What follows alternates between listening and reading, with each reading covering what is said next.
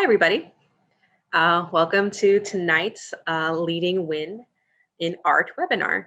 My name is Natalie. I'm a committee member for Women in Neuroscience.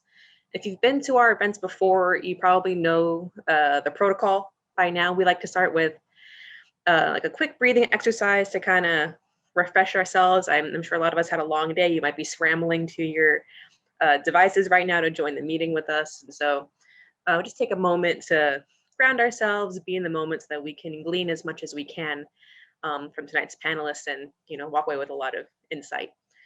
So if you would join me, what we're going to do is inhale for 4 counts and then exhale for 6 counts.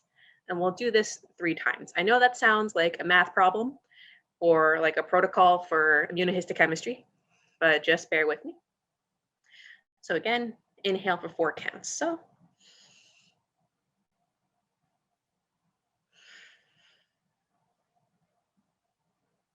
okay, that's 1.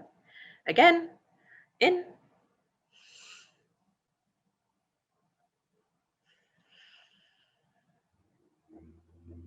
And 1 last time.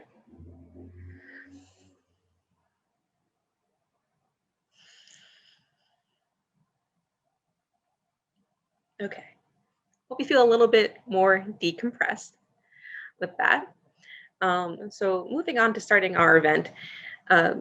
If you're not familiar with Women in Neuroscience, it's founded on the idea that as... Oh, you're muted. Was I doing that terribly? Who muted me? 1 moment. So basically, WiN is founded on the idea that as scientists, we want to provide community and camaraderie, not just as scientists, but also as individuals. And so we endeavor to create an environment of support whenever there is something to celebrate, and also encouragement whenever there's something to, overcome a hurdle, rather. So in an effort to celebrate our community, we host these Leading WiN webinars where we shine the spotlight on women in neuroscience with a passion for what they do. So again, thank you for spending your Wednesday evening with us. And with that, I'll pass it over to Katie, who will help us get to know tonight's panelists. Thank you, Natalie. Hopefully I won't self-mute. I've done that before. As she said, I'm Katie, and I'm also one of the executive committee members. I have the great pleasure of introducing our lovely panelists tonight. As you probably could tell by the title, our event tonight is highlighting women in neuroscience who also create art. We thought this was particularly important because having fulfilling hobbies outside of our careers is so important, and our 4 panelists tonight have found a way to prove to the world that scientists can also be artists. And since we're lucky enough to have 4 incredible women sharing their journeys with us, we're going to try to keep it to about 5 minutes or so for each panelist. And without further ado, our first panelist who will be introducing herself is Iya, who is joining us all the way from Tokyo, where it's 9 a.m. And please feel free to tell us a little bit about yourself. Thank you, Katie. So hi, everyone. Good evening. My name is Iya. I'm from the Philippines. So I studied chemistry in the Philippines, and then I came to Tokyo to study master's. Interestingly, my master's was actually in agriculture. I studied international environment and agricultural science. But during that time, I was already doing research in glycobiology. And the theme of our study focused on the brain and how we can use lectins to study changes, glycoprotein changes in the brain with mouse brain development. So that was very interesting because it was super different from my field before. And then when I went to PhD, me and my professor, we decided to completely shift to applied biological chemistry and focus more on the research that we have in the brain. So that is a little bit of my academic background. For art, I started, the first time I saw immunohistochemistry images of the brain, I thought they were so pretty. I did like an HE staining and I thought the cerebellum was just insanely pretty. I wanted to make art for my room to remind me of a time where I did research on the brain. I showed it to a bunch of my lab mates. They thought it was super cool. And yeah, it started last year, and 1 year after, thankfully, I'm going to have my first solo exhibit in Ginza. So this is exciting. I want to talk about it more later. But yeah, that's me. Thank you. Thank you very much. Awesome. And so next, we're going across the screen from left to right. Batul, would you like to go next and letting our attendees know about yourself? Yeah, sure. I actually had some slides and I'll share those. Oh yeah, feel free to share your Awesome. screen. Thank you. Just a second. Oh, it says this will stop. Okay.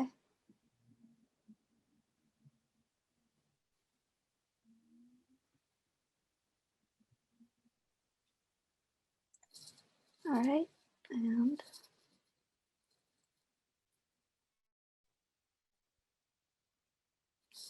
okay, can everyone see the presenter screen or the actual screen that you're supposed to see? Yep, looks good. Okay, awesome. Great. So hi, my name is Batul. I'm currently a PhD student in the Interdepartmental Neuroscience program at UC Irvine. So I just wanted to give you a quick thank you for inviting me. Oops, 1 second. Okay.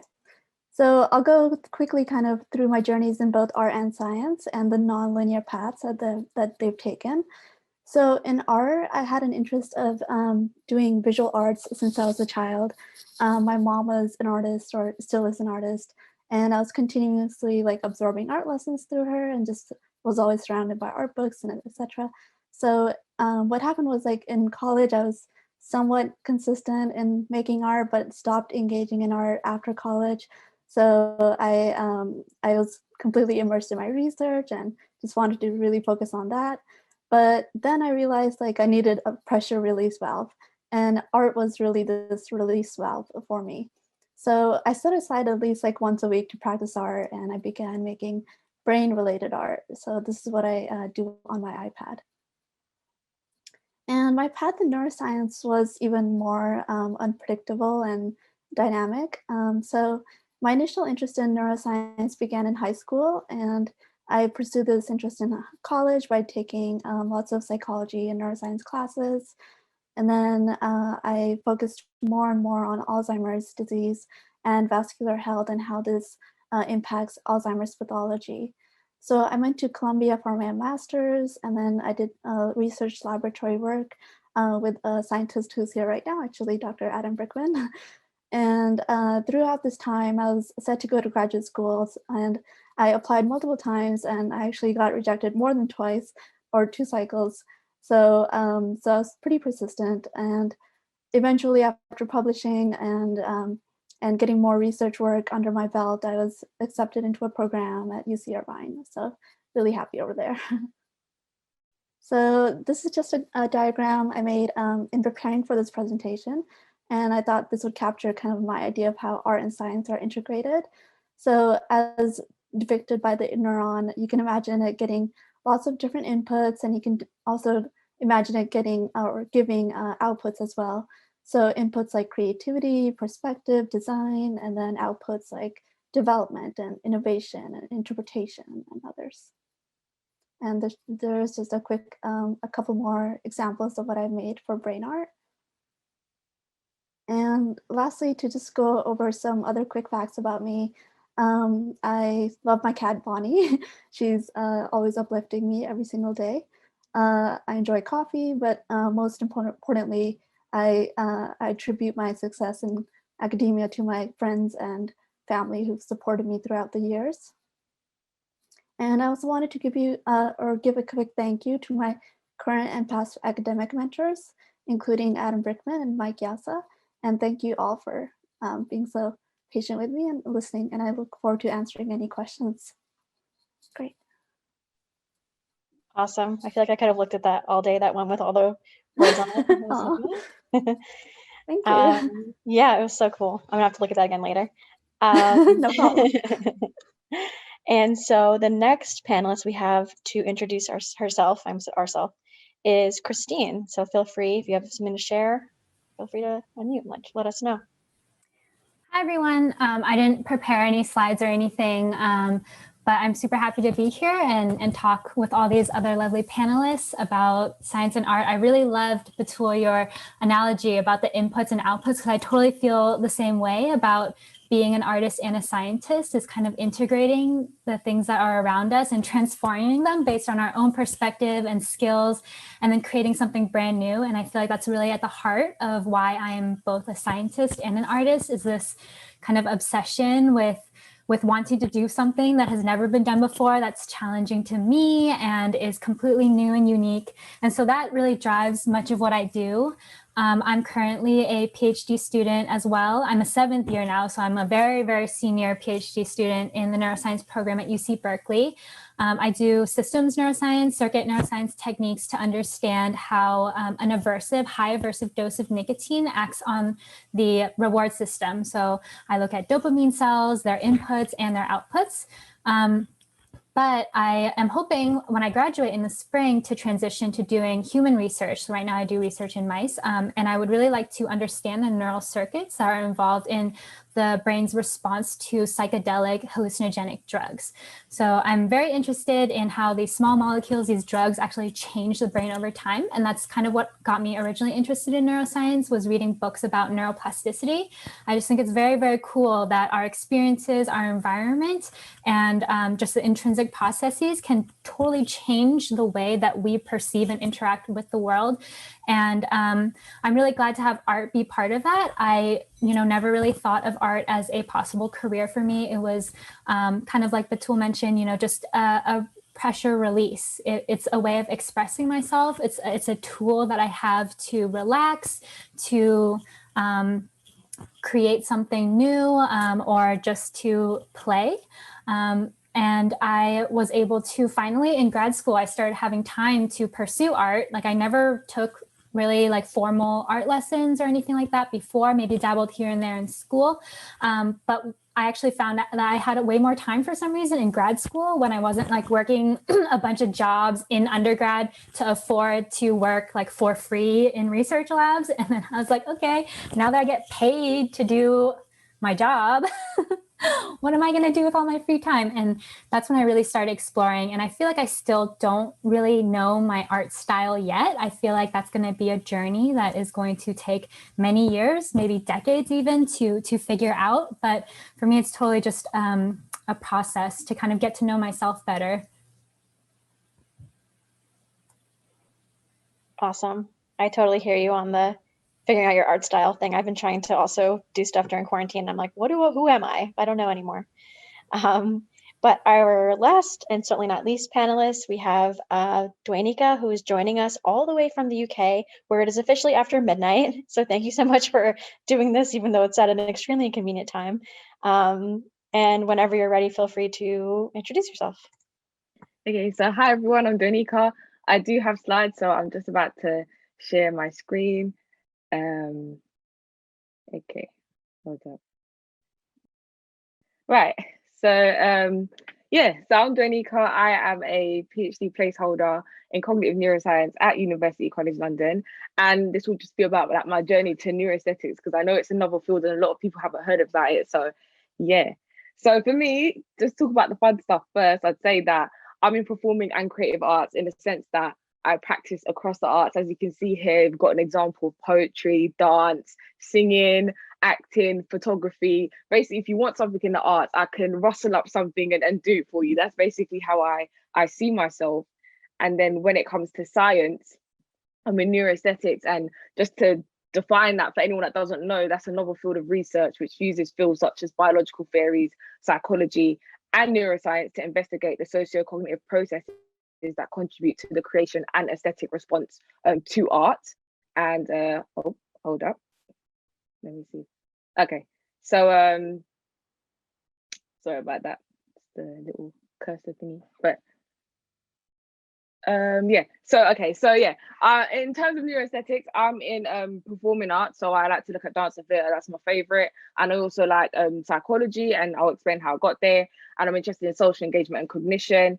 And last, hold up, yeah, I'm also interested in neuroscience, obviously, and that's actually quite new as well, so I'm really grateful to be here to talk about it.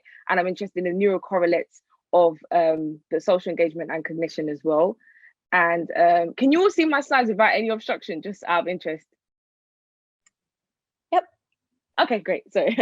So yes. So to explain like how I actually got to neuroaesthetics, I have to throw it real back and go to primary school. I loved theatre. I was the main character in a lot of school plays, and I went to secondary school with that love of theatre. But obviously, in secondary school, you do have that pressure of focusing on the core subjects, English, maths, and science. And if you are like a higher academic student, you're pushed towards those things rather than your interest and your love for the arts. So I faced that conflict, especially regarding after school clubs and how I spent my like revision times.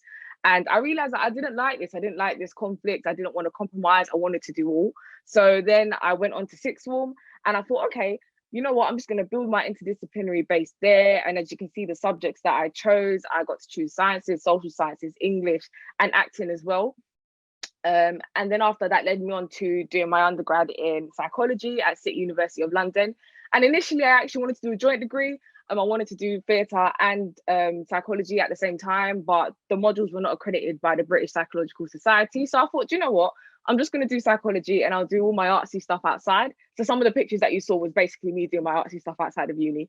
And my long-term aim was, okay, maybe I'll be a drama therapist. But then as I continued on the course, I realized, you know what, I like cognitive psychology, I like research methods. I wish there was a way that I can actually do this, but in terms of research. And I did find that way through my supervisor, Dr. Beatrice Calvo-Marino, and she researches sensory motor and dance. And through that, I got to do my first research project on the effects of mood induction on emotional recognition of movement stimuli. So I was looking at ballet dancers and non-dancers and whether they, if you look at a ballet dance clip, can you perceive that as happy or sad? And if I kind of like alter your mood, will that affect how you perceive it? So for me, that was great. I was like, yay, I can do everything in one subject, in one project. That's brilliant. I continued to do my master's, encouraged by my supervisor. And I went onto this new novel program that came at the perfect time for me, psychology of the arts, neuroaesthetics, and creativity. And through that, I got to do my master's program on audience participation, on audience engagement in theatrical performances. And I was looking at whether, okay, if we remove the fourth wall and we get people on the stage, will that affect your engagement? And for me, it's great because as you saw, initially I loved theatre, so I love dance and theatre, but to be able to now do a project on theatre, that was really great. So under my belt, I've now got a study in dance and a study in theatre. So it's really, really brilliant. But the project was a really massive project. And then through that, I got to meet Dr. Antonia Hamilton. And through there, that's where I really saw how neuroscience could really come into it. I actually started to believe in myself a bit more, like, do you know what? I can see how this lies within my work and I'd really like to pursue that. So the question is like, what do I do now? And as I said at the beginning, I am a placeholder, which means that I don't necessarily have my funding as yet, and I'm in the process of trying to get that so I can actually continue my research on the socio-cognitive effects of theatrical intervention, specifically on performers and audiences. But then at the meantime, you know, I'm also in the in industry as well. I do audience research and development for an incredible ballet company, Ballet Black. And I'm a contributing writer for Sideman Magazine, an incredible sci-art magazine. Definitely check them out. And I write for their online column, Inside the Mind. So that's basically me in a nutshell. Thank you for listening and thank you for inviting me today. Oh my gosh, that was amazing. Thank you all so much. I'm honestly a huge fan. And that's why like we're like, okay, we have to invite all of these four like amazing women. So it's really fascinating. And I know what you meant about like giving up art for science. Like during my last semester in college, I was able to finally take ballet, and I've been wanting to take ballet. But then I had to drop it because I had to take genetics class. And I'm like, no, I've never cried having to drop a class ever before. But anyway, so it's really fascinating. And we all think that it's so important for everybody to meet people who are pursuing art and breaking that stereotype that scientists aren't artistic at all. And so from now until like about 7:55 or so, Joe and I will be asking questions from those who registered. But for those in the audience, if you have any questions, feel free to just type it in the chat and we'll get to those toward the end.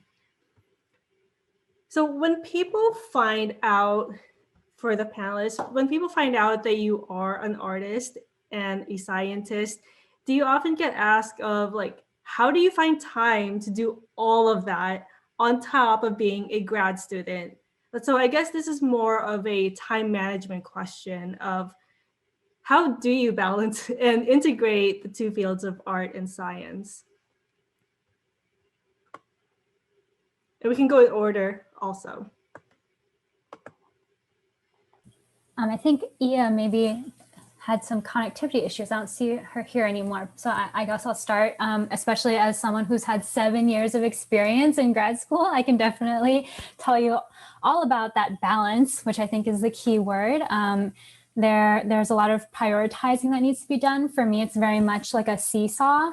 When I was studying for my qualifying exam, I did not make a single piece of art for 10 weeks. And so, you know, a lot of people see the stuff that I've made in my 7 years of being a graduate student, and they think that I have this amazing balance where I figured it all out. But no, you know, it comes in bursts, it comes in waves.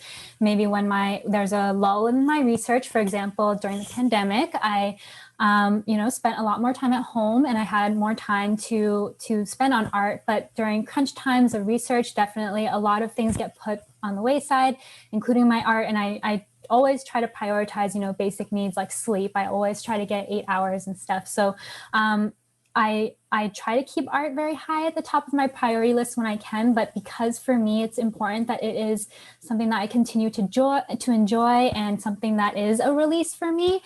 Sometimes that's difficult because I do run a little sci-art company, a little business, and every year we go to SFN and we bring like a huge suitcase full of art, and it's a whirlwind and it's very, very exhausting. So understanding like my own limits and what needs to give in order for me to take time to put into art has really been the key for me. But the one message I want to make really clear is that, like, you know, you should never compare yourself to anybody else. You know, their journey sometimes is very long. Like, you know, you don't compare yourself at the beginning of the journey to someone's middle, and also you have no idea what's going on behind the scenes, or, you know, I might be sharing art that I did 10 years ago or something, and there's no context. So yeah, that's what I have to say about that. Yeah, anyone else? Hi, yeah, welcome back. Sorry about that. I don't know what happened with the internet in school, but yeah. Guessing you guys are already answering questions. Yes, yeah. So I guess the first question is, how do you go about balancing art and science? Okay. Well, for me, just like what people mentioned or what the girls mentioned in the beginning, art is more like a pressure release. So for me right now, really the priority is getting the PhD and the research. But it helps that I did discuss about my professor that I really want to do art, and I think it's an important hobby for me. It's very difficult that I belong in a Japanese lab because everybody speaks in Japanese. We do our meetings in Japanese. So one part is about learning neuroscience, learning biochemistry, but another part is learning the language and the culture. And there was just a time that I felt I needed a release. I needed to do something out of learning Japanese and learning science to just feel like I'm human and I'm not a robot. Mm-hmm. And when I expressed that to my professor, he was like, you should do what you want, especially, you know, Japan, mental issue is such an important thing. So yeah, I showed him, I made a booklet of all of the art pieces that I made. I showed it to him, and then he said, yeah, sure, on weekends, do what you want. My university has been very, very supportive, and they even helped me, they introduced me to a gallery, and that's why I'm going to be having my exhibit this year. And yeah, to balance, I think it's about communication with the parents, with your professors, with my family, there's that support, and to know what my priorities are, and to understand that, yeah, this art thing, it's important for me professionally as it is personally, because it's a way to refresh my brain. It's a way to find interest and fascination in my work that allows me to go back despite all the frustrations and all the mistakes that I may make in research. So yeah, that's it for me. That's amazing that your school is so supportive and even like introducing this gallery for you. That's awesome. I think I'm also very aggressive. Maybe I have that personality where I actually, yeah, I made booklets about it. I actually told my professor about it, and he's like, "What do you want to do with this art?" I want to have an exhibit. And then, so yeah, and then one thing led to another. So yeah, it helps that I really put myself out there and expressed my intentions. Awesome. Janika and Fatul, do you have similar experiences? Yeah, sure, I'll go next. So actually just agreeing both with what Christine was saying and Ia was saying, it is a continuous struggle between like your academics and like your research work and taking classes and doing all these other responsibilities, including enjoying your art. So I think it is kind of like a seesaw, like what Christine was mentioning, but also it's kind of natural, or for me at least, it's natural for one area to become kind of like overweighing the other. So like if science pursuits are kind of taking up most of your time and taking up a majority of your day, then that's perfectly okay. I think that's totally natural. It's a natural process.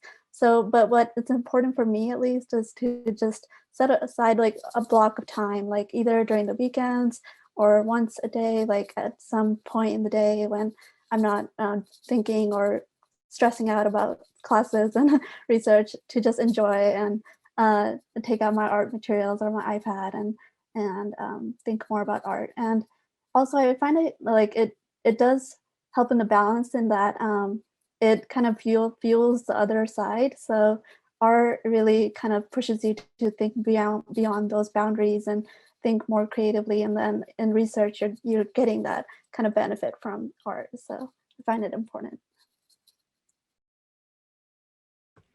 Awesome.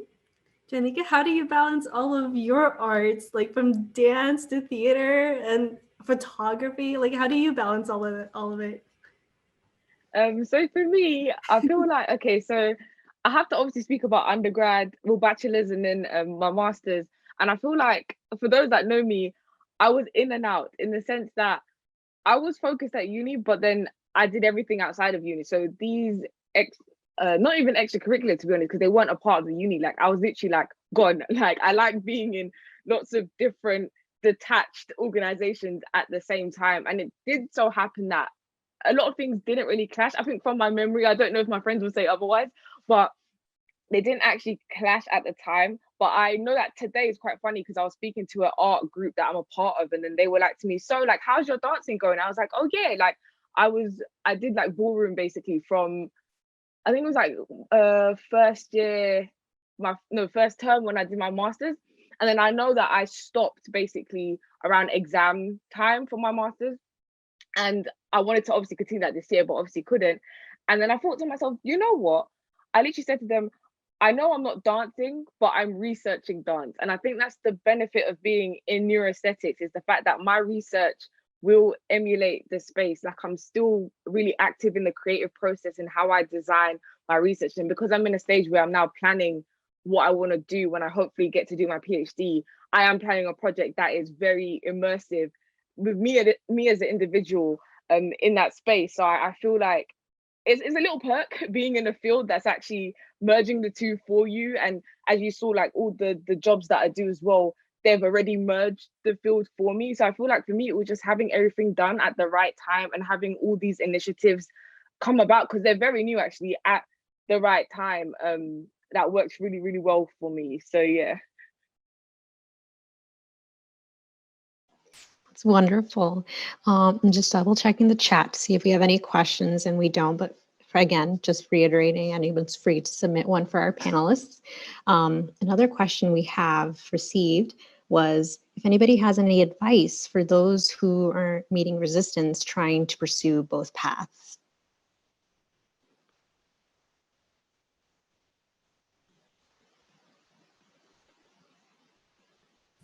I can start again. So I actually, I think this was maybe the first year that I presented or exhibited at SFN.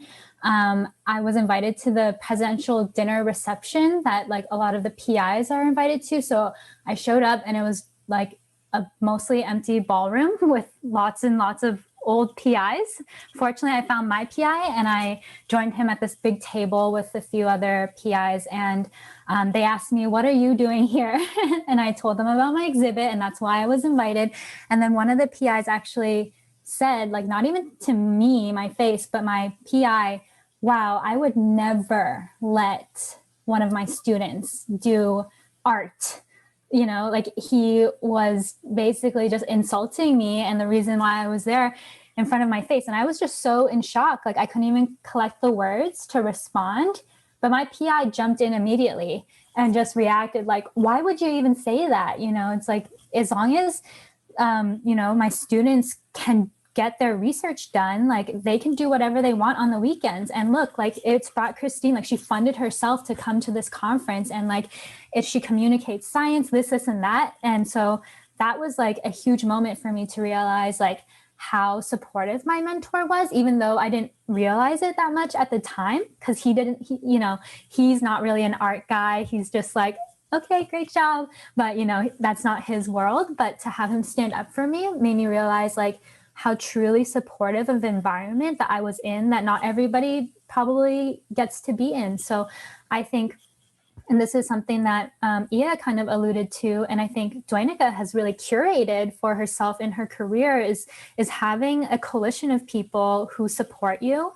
And also Batul, your one of your mentors, your former mentors, is here too. Like, this, I think, is something that we all have in common, is that, you know, it's not just us like forging this own path on ourselves. We have these supporters behind us. And I think if you know that you want to pursue something like this, that might be a little bit stigmatized, you know, dedicating a large part of your time to pursuing something that's not your research, and knowing and seeking out mentors or a community that's going to be supportive is really key.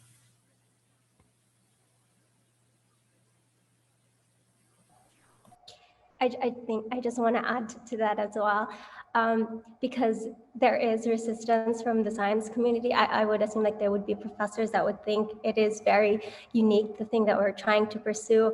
But a personal experience that I think is applicable, that I had like just a couple of days ago, last Monday, I started to install the art for next week's exhibit to the gallery. And this one came from the gallery organizer, the curator of the gallery. And then she talked to me, and she actually told me that I should choose what I want to pursue. If I want to do, because she asked me if I'm painting every day, because what I do is I combine brain pictures with things that I sketch or my paintings, and then I kind of make images out of them, and then I release it as prints. And she asked me if I do painting every day, and I said no, but I actually, instead of painting every day, I actually do experiments every day. So I kind of expressed to her that I am more spending time a lot on the science. And then she told me that if I want to do art, I should take it seriously, and I should really focus more on the art. And so that was a very hard discussion to make, because I didn't know how to explain to her that it's not just it's not art. I mean, it's not the same as the art that she might be doing, because it's a different field. I'm trying to pursue my research, and I'm trying to showcase that in artistic ways. So it is important also that I do my research.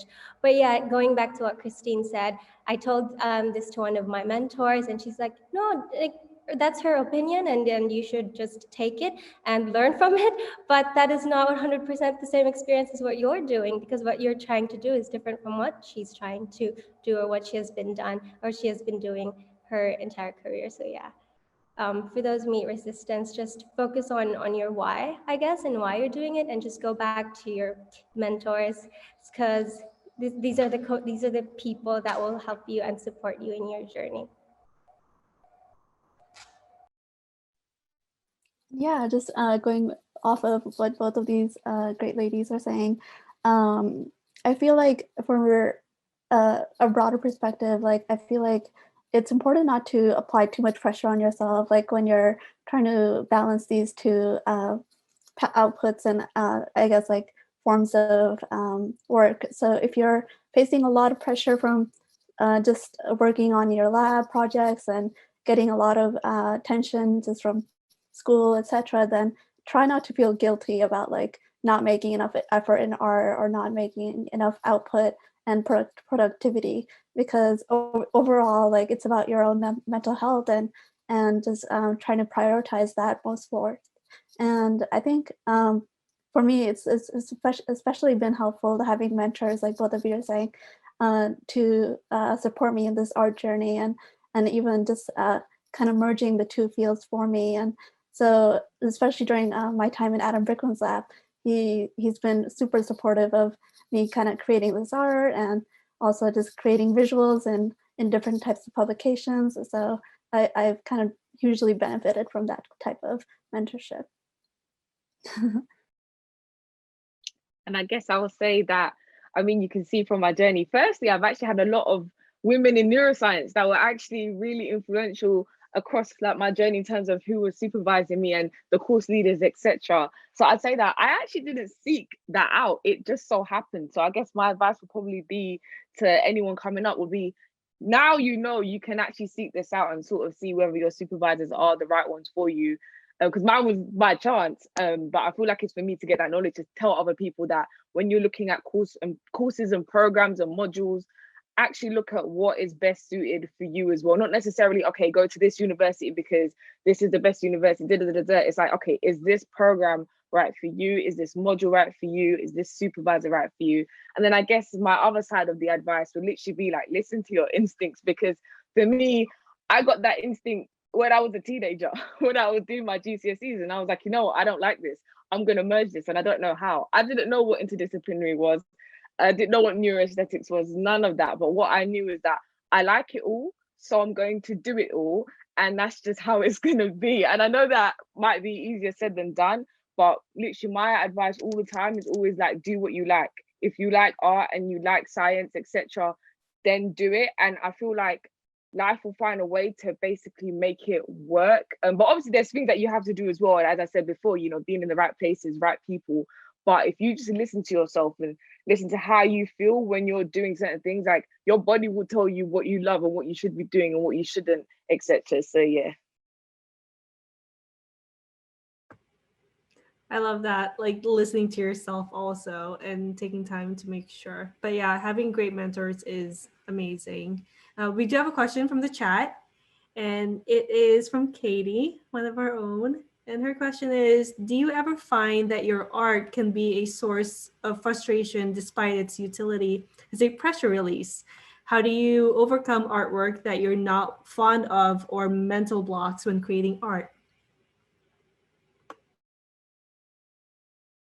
I'll say, I think one thing that I actually found quite challenging mentally, especially as you all saw at the beginning, I'm not just interdisciplinary across science and art, I'm also interdisciplinary in art.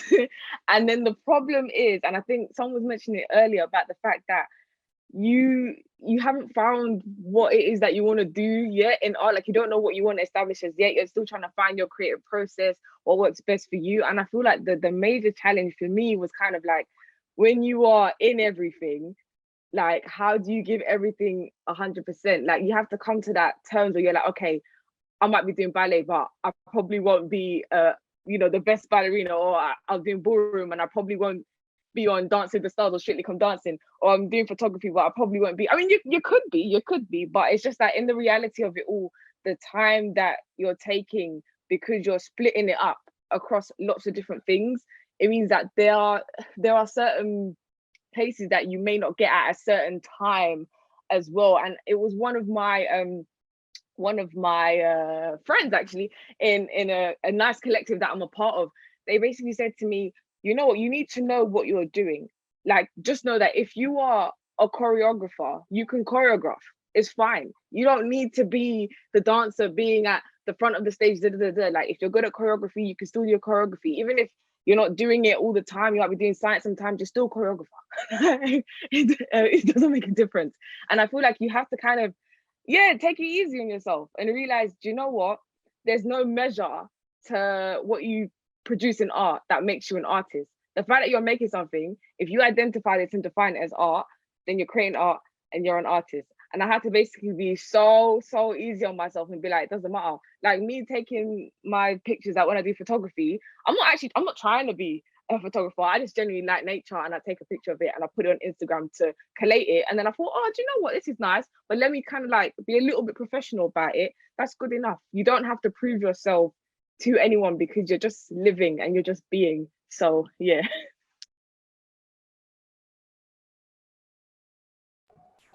I really like that. I really like what you said. You don't have to prove yourself to anyone because you're just living.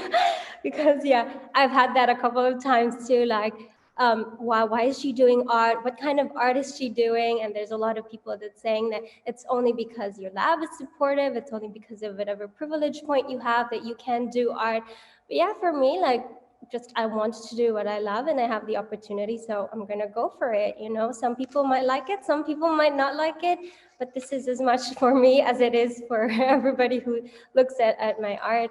So yeah, but going back to the pressure point, I think, and maybe Christine has also experienced this, having an exhibit is very stressful. Oh my goodness.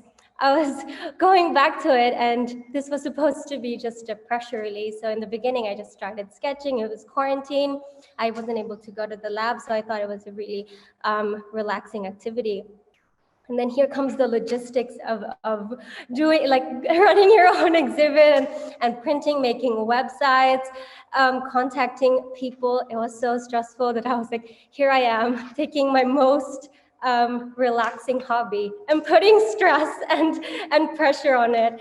So yeah, I'm going to rethink about it next year, because I want to continue to make art a really relaxing hobby that I enjoy, as opposed to something that stresses me out, because then it'll just be like my studies. And yeah, mental health is very important, just like what Batul said. So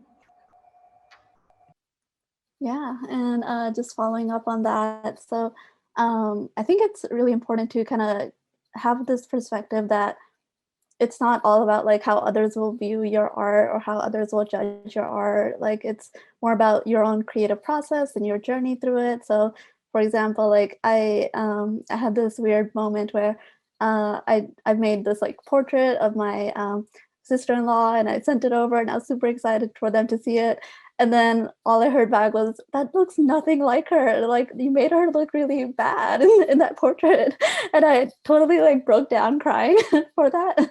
So I would just say like, don't like put your expectations on what others will think about your art. And so it's normal to have that like mental block when you're thinking, okay, like how will others view this? Should I erase it? Should I kind of go over it? But just keep going and don't mind it too much. Yeah, this whole theme of like keeping art as something that's for you primarily like resonates with me so much.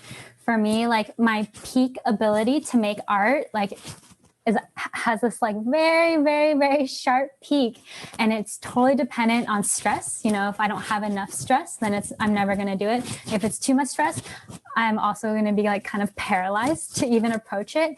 And a lot of that for me is actually external factors. Actually, yeah, this like important thing of how other people are going to interact with my art. So actually I don't do commissions at all anymore, even like little logos, whatever, because for some reason that makes it so difficult. I also don't like being told what to do. So I think the combination of like owing someone something and also being told what to do is like, I just cannot at all.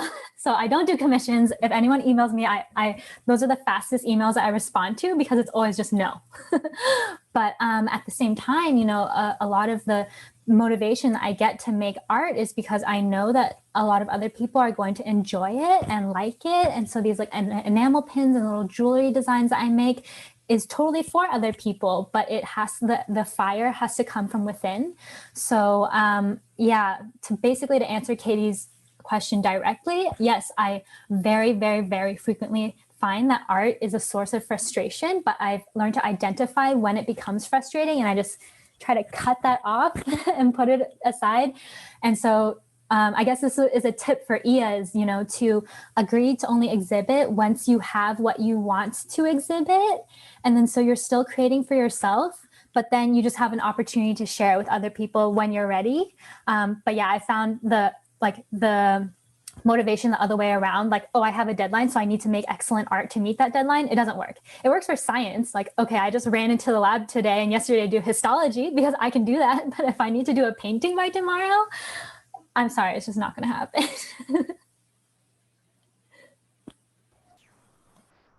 Thank you. I really like that. I'm going to use that advice for next year.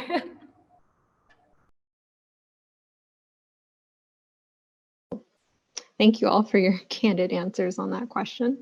Moving on to another, what advice do you have for someone wanting to go from a neuroscience PhD into perhaps a medical illustration field?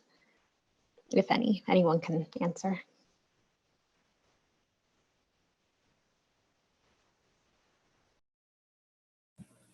It's not, so, I mean, I'm not a medical illustrator, but basically I've interacted with a few people. So there is a master's program in like scientific illustration that in Santa Cruz, where they really like train you to get all the details correctly. And so doing a medical illustration training program, whether it's in person, like, you know, a degree granting program, or just doing online courses.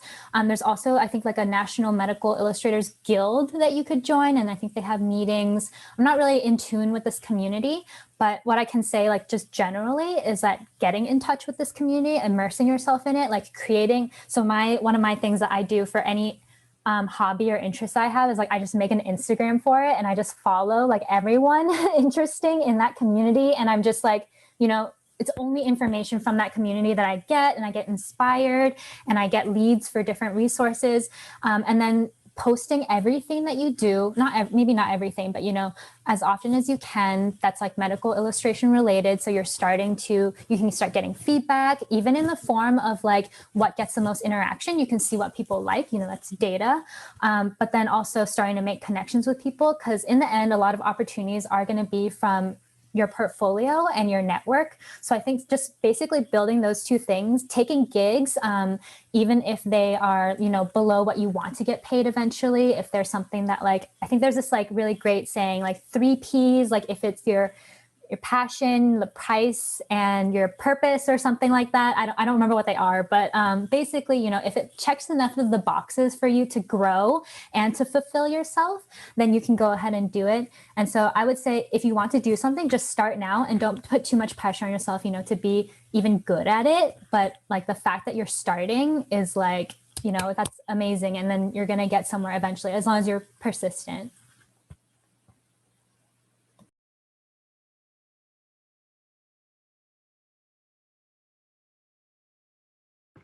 All right. So I guess that transitions really well to the next question then, in terms of marketing. So in addition to being a scientist and an artist, you're also an entrepreneur, really. And with that comes marketing, like what Christine said like earlier, like using Instagram.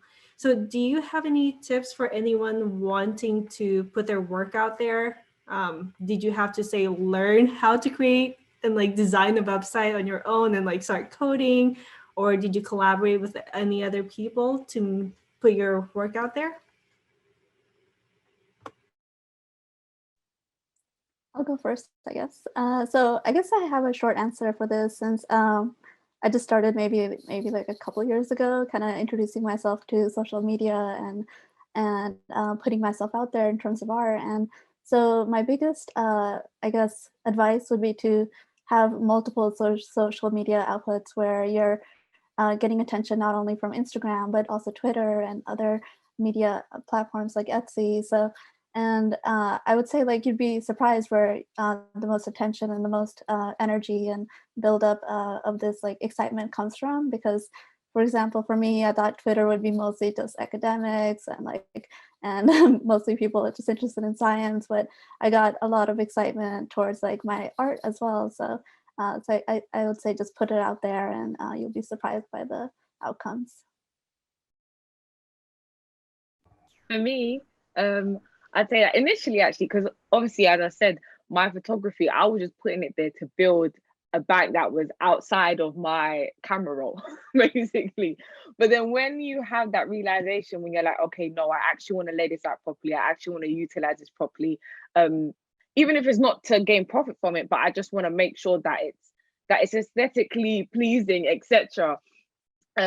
It's okay to kind of have that evident change on your profile as well, and it's okay to kind of recreate your space.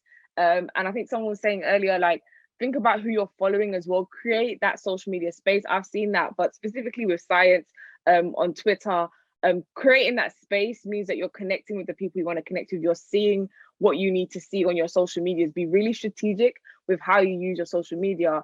And I guess working in marketing and audience development for me actually taught me a lot of things, because I had to learn a lot about digital marketing, social media marketing. Literally, you can go on YouTube and watch a video on how to do that. And what I did, I then used my own Instagram to kind of practice what I'd actually do for work. And I feel like you can, if you want to do it, literally you can. I said, everything's on the internet, everything's on YouTube. The basics are there. And when you follow the basics, you'll get the hang of it like really, really, really quickly as well. So yeah. I agree with what Batul and Toinika said about using social media also to really get it out there. When I started last year, I was just thinking about just getting it started, and who cares? I just have to release it. But then I was also very serious of putting it out there, the image. So I'm a planner, so I actually made a social media plan on what I'm going to do for a year. So I was like, okay, I'm going to start Instagram, and it's very hard to start, you know, when you have other social media outlets and you start making one and you have like 0 followers and 0 posts and 0 nothing. So. But then I wanted to plan. I made one Instagram that was actually for people to see my art, and I made another Instagram for practicing my layouts. So that I would know how it would look like once I already posted it on the actual Instagram that is open for people to see.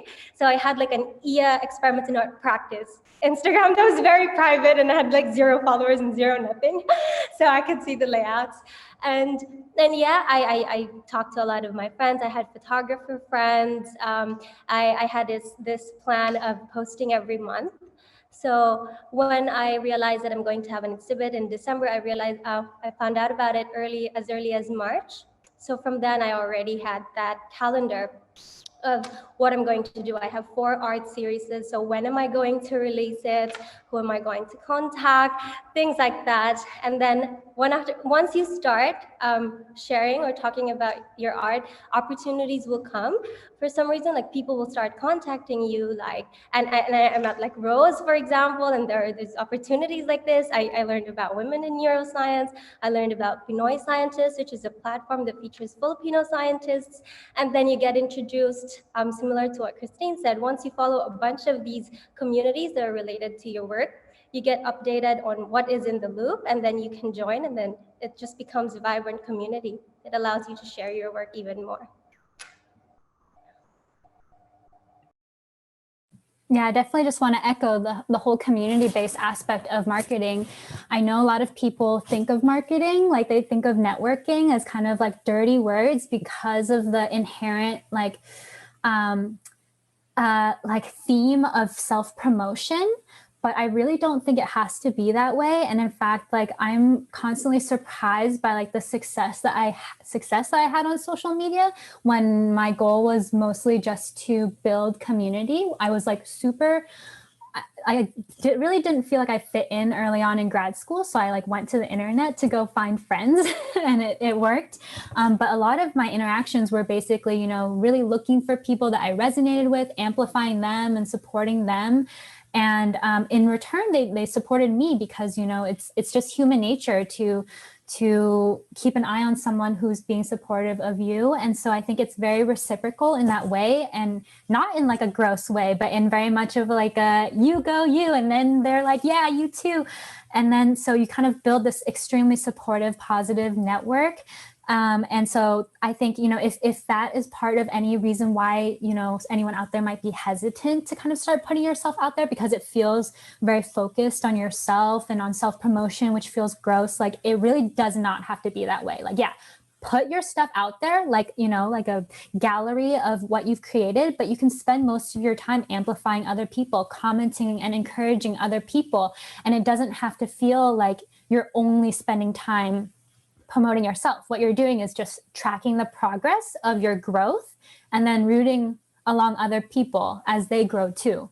And that's just friendship. It's a beautiful thing.